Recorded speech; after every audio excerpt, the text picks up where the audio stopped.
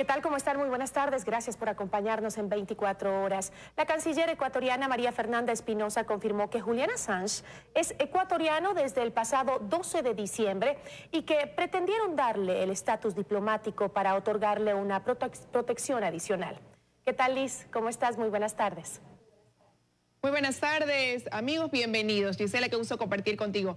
Espinosa lamentó que se haya filtrado la información sobre el activista asilado en la embajada de nuestro país en Londres desde el 2012. La canciller de Ecuador, María Fernanda Espinosa, lamenta la filtración de documentos que Relaciones Exteriores pretendió mantenerlos en reserva. Desde septiembre del 2017, el hacker australiano asilado en nuestra embajada en Londres, Julian Assange, solicitó la naturalización como ciudadano ecuatoriano y Ecuador le aceptó. Esta naturalización fue concedida el 12 de diciembre del año 2017. Espinosa reconoce ahora que a través del cuerpo diplomático se buscan opciones para proteger a Julian Assange, asilado en nuestra embajada desde agosto del 2012. Una de esas opciones fue nombrarlo parte de la misión diplomática ecuatoriana. Era una opción que el Ecuador estaba explorando para otorgarle un nivel adicional de protección, ¿no? Esa idea, esa alternativa no prosperó y fue negada el 21 de diciembre. La canciller no responde si el propósito era sacarlo de la embajada con inmunidad diplomática. Ninguna opción de salida del asilado de la embajada podría concretarse sin las seguridades necesarias y sin el acuerdo previo con los países interesados. Para Relaciones Exteriores, el caso Assange debió ser reservado.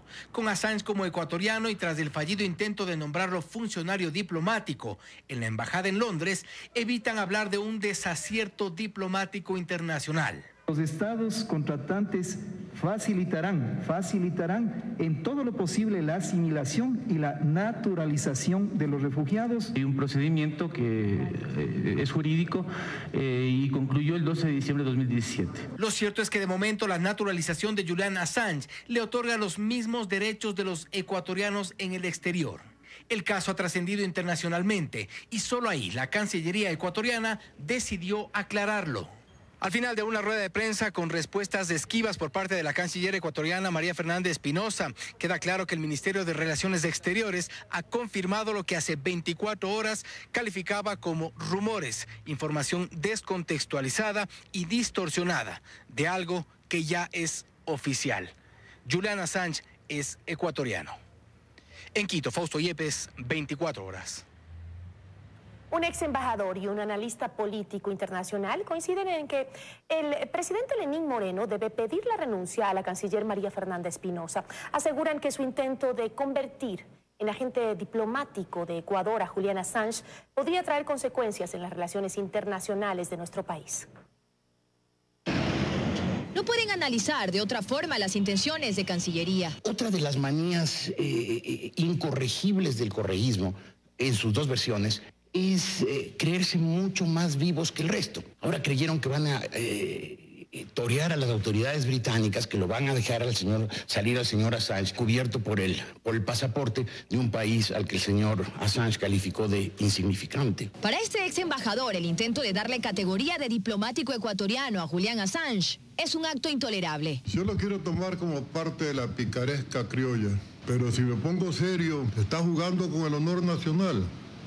¿Qué méritos tiene para ser nacionalizado el señor Assange? ¿Qué sabe el señor Assange que impide que se lo sancione como es debido? Y dicen que este tema no debe terminar aquí, debe traer consecuencias. Yo espero que hoy el presidente Lenín Moreno le pida la renuncia de urgencia, una renuncia de urgencia a la canciller María Fernanda Espinosa. Y si no hace eso el gobierno nacional a través de su presidente, tiene que ser la asamblea la que tome cartas en el asunto.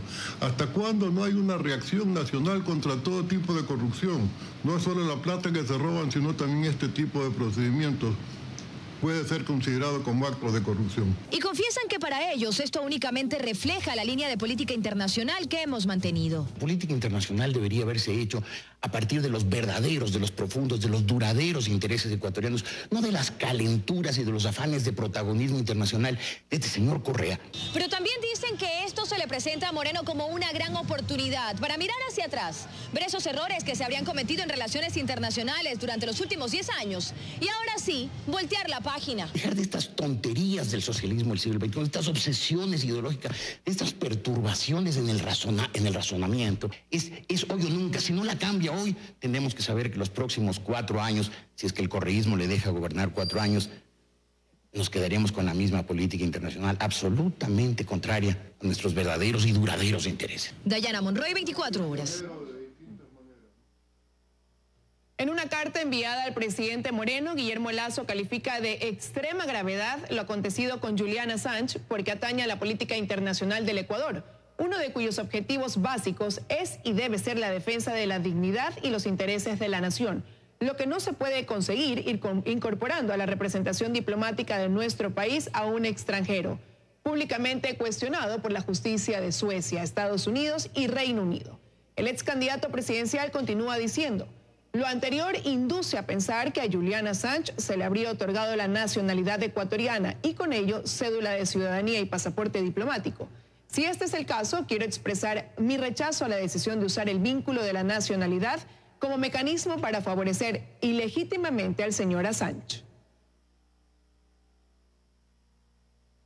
El ministro de Economía, Carlos de la Torre, entregó al presidente de la legislatura información sobre el uso de los 300 millones de dólares del Fondo de Reconstrucción. Sostuvo que fue una transferencia normal y legal.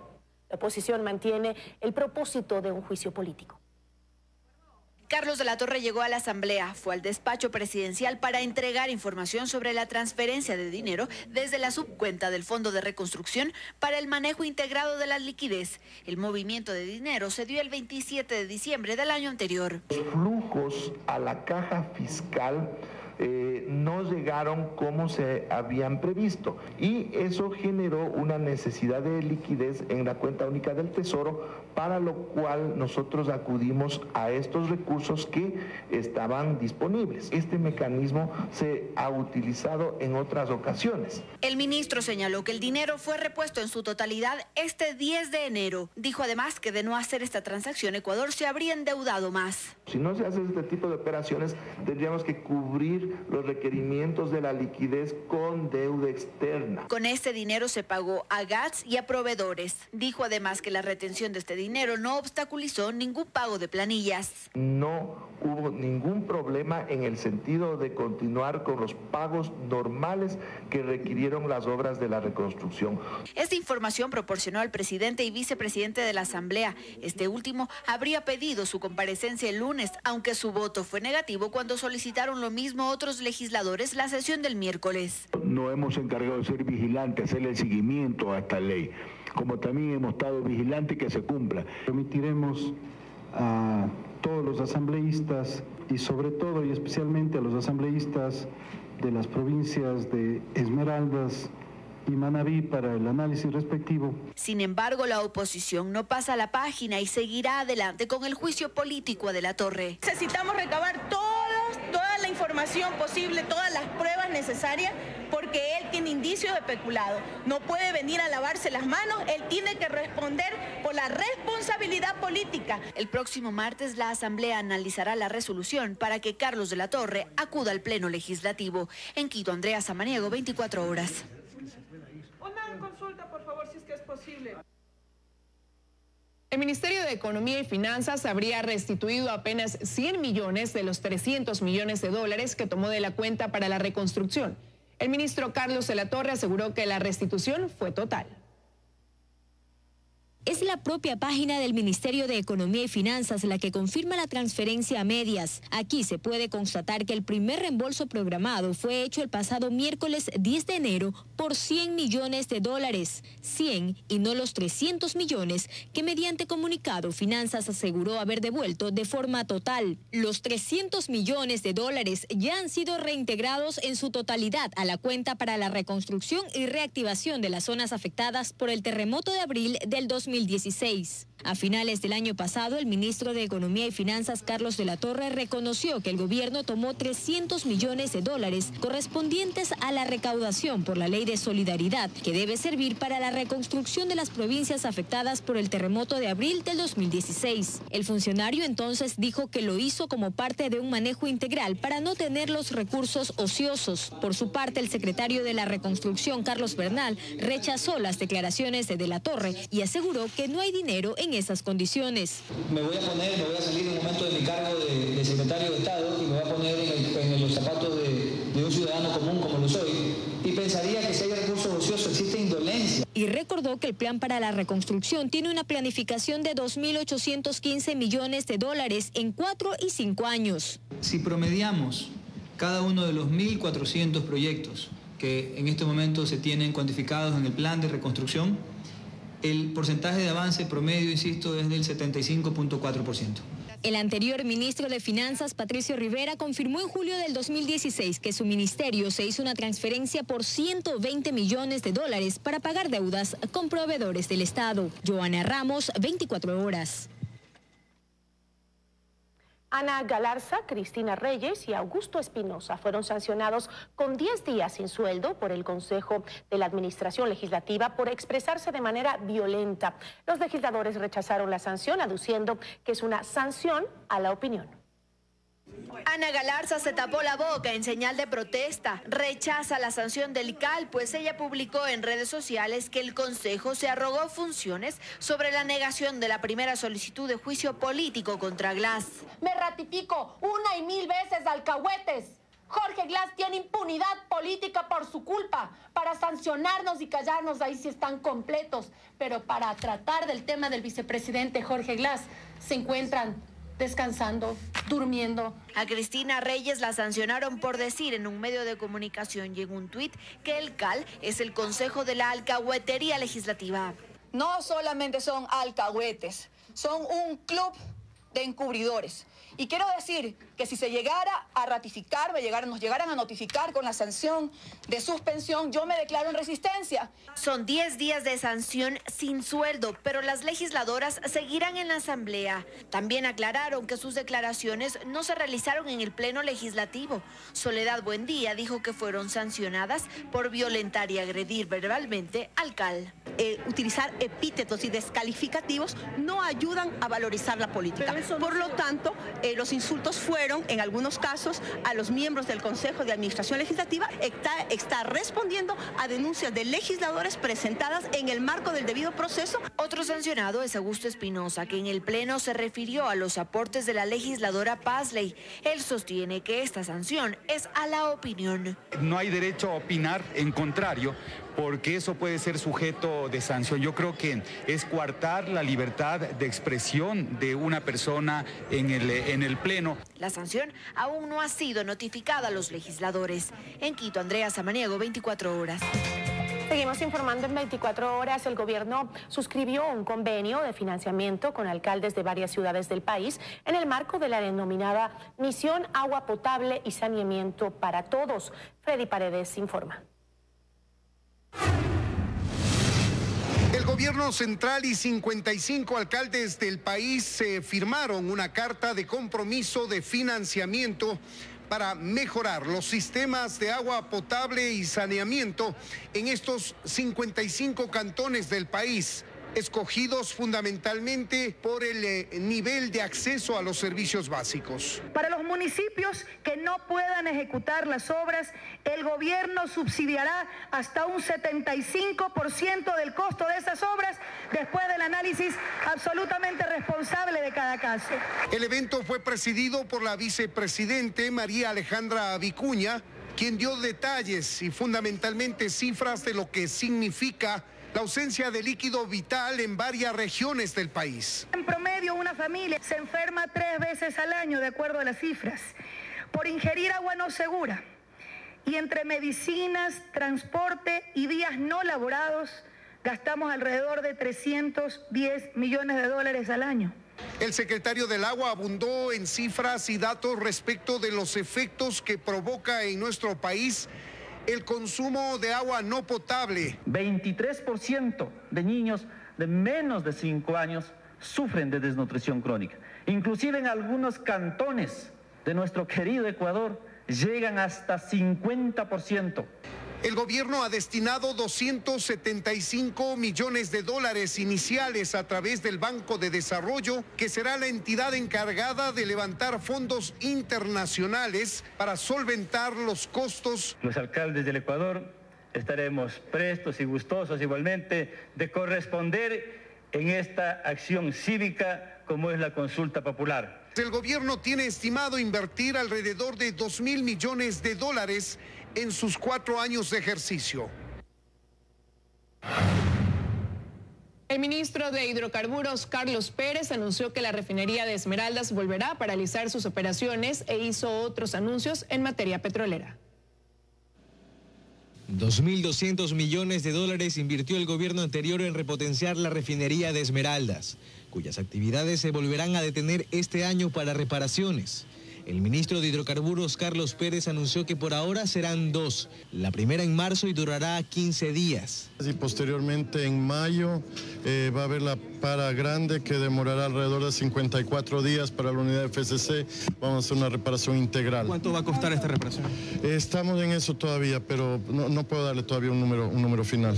Pérez asegura que se están tomando acciones preventivas para evitar que detener la producción del complejo genere 1,2 millones de dólares en pérdidas al día. Lo que estamos haciendo es almacenando los productos que saldrían de la FCC con anticipación para tener eso, para que continúe procesándose de tal manera de importar lo menos necesario para compensar la parada de la refinería. Sobre la fallida refinería del Pacífico, el ministro anunció que a finales de este mes varios inversionistas visitarán los terrenos de El Aromo. El gobierno ha extendido cerca de 40 invitaciones.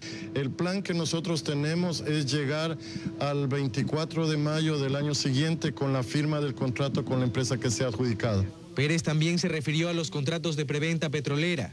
Sostiene que el gobierno sentará en la silla de negociaciones a Petrochina, Petrotailandia y Unipec, y ahí revisarán varios aspectos. Revisar la fórmula, segundo, revisar el volumen comprometido de crudo versus los valores desembolsados en dinero, y tercero, revisar la parte de transporte.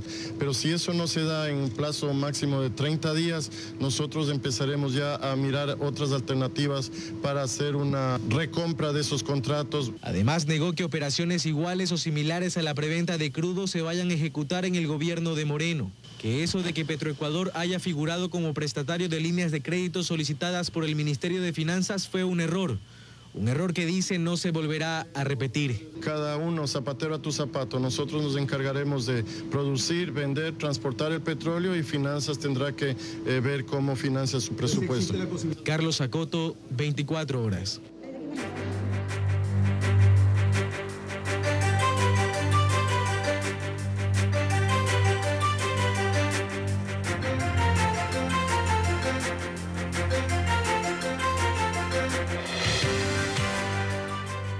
Representantes de la construcción ratifican su respaldo a las 7 preguntas de la consulta popular, y aunque su interés se centra en la derogatoria de la ley de plusvalía, señalan que no necesariamente es determinante para el sector.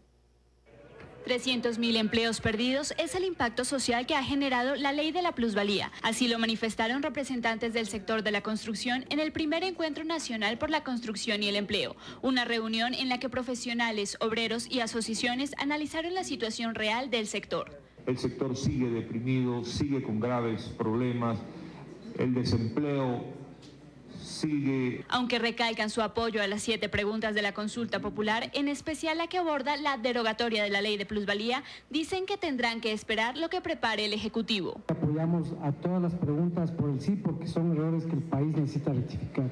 Tenemos confianza en que el presidente podrá tener la asesoría, la lucidez y la iluminación suficiente para que esa nueva ley corrija todo el daño. No necesariamente la derogatoria de la ley es determinante para la recuperación de nuestra actividad. Manifiestan además que los otros sectores se están recuperando, menos el de la construcción. Eso evidencia que la ley de plusvalía sí afecta directamente a la actividad de la construcción. Hoy me encuentro sin empleo. No es necesario ser un gran matemático para darme cuenta que realmente el país está en crisis. Recalcan estar a favor de que se controle la especulación del uso de la tierra. A pesar de que la ley de plusvalía fue creada con ese fin, señalan que su aplicación ha sido contraproducente. En Quito, Daniela Valencia, 24 horas. Gran expectativa hay en el sector inmobiliario y de la construcción por la pregunta 6 de la consulta popular que plantea la derogatoria de la ley de plusvalía. Sus representantes señalan que la normativa los deprimió económicamente. Las cifras lo dicen todo. Tanto el sector inmobiliario como el de la construcción se han deprimido en los últimos años. Con la aprobación de la llamada ley de plusvalía a finales de 2015, por ejemplo, los préstamos hipotecarios del BIES pasaron de sumar 89 millones de dólares a 80 millones en 2016 y se redujeron a 77,9 millones de dólares en 2017. Los representantes de los sectores afectados aseguran que estas no son las únicas cifras que demuestran el impacto negativo de la llamada ley de plusvalía. Que nuestra caída es de cerca de un 40%. Un desempleo agresivo que se ha dado no solamente en el personal directo, sino en el personal indirecto, que lo calculamos fácilmente en 300.000 personas. El año 2017 cerró con un 30% menos de visitas a proyectos que los años anteriores. Por eso ambos se encuentran expectantes ante lo que ocurra con la consulta popular, pues la sexta pregunta propone derogar dicha ley. Este 4 de febrero se le consultará también. ¿Está usted de acuerdo con que se derogue la ley orgánica para evitar la especulación sobre el valor de las tierras y fijación de tributos conocida como ley de plusvalía? Si se quería evitar la especulación, lo que se hizo fue paralizar por completo una actividad y eso es lo que esperamos corregir. Para Enrique Pita, representante de los constructores, la derogatoria de la ley debe ir acompañada de políticas económicas para dinamizar la inversión. Necesitan un entorno económico favorable que les garantice que sus proyectos van a ser vendidos. El comprador de vivienda necesita tener la certeza de que hay un entorno económico que le garantice que va a sostener su empleo para poder endeudarse en largo plazo. Sin embargo, por ahora prefieren esperar, pues el futuro de la construcción, dicen, está ahora en manos de los votantes. Carlos Acoto, 24 horas. Un ecuatoriano oriundo de la provincia de La Suay que viajó a los Estados Unidos está desaparecido desde hace casi un año en la frontera con México. Su familia lo busca y mantiene aún la esperanza de encontrarlo con vida. Es una víctima más de la migración. Se trata de Anthony Bueno, un joven ecuatoriano oriundo de Cuchil, en el cantón Sixic, provincia de La Suay. Tony, como lo conocen sus familiares, viajó el pasado 26 de noviembre de 2016 a los Estados Unidos en busca de un mejor futuro. Y aquí no encontraba trabajo. Y se fue buscando un mejor futuro para su hija, para su familia y para todos nosotros. La última vez que se supo de Anthony fue a finales de enero del año pasado. Con Tony vamos 114 y sabemos que hay más ecuatorianos. Está por confirmarse. El joven azuayo pactó su viaje por $15,000. 10,000 ya se entregó al coyotero. Ahora queda el dolor de no saber sobre su ubicación y una gran deuda para esta humilde familia. La esperanza es de que él esté por ahí. El caso lo conoce la Fiscalía de La Suay. Se han tomado muestras de ADN para enviar a México. Estamos nosotros investigando el presunto ilícito de tráfico de migrantes. En tanto, por acá, no se pierde la esperanza de encontrar al joven viajero. Está vivo, porque me sueño ya, la otra noche mis sueños pasando, corriendo por ahí va pasando. En Sixic, provincia de La Suay, Iván Rodríguez, 24 horas.